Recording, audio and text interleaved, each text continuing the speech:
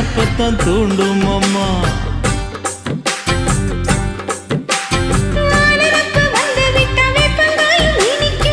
நினப்பு போய்விட்டா செங்கரும்பம் கசக்கும். கோபுரத்தை கட்டி வைக்கவா தலைவன கலசம வணங்கிடவா.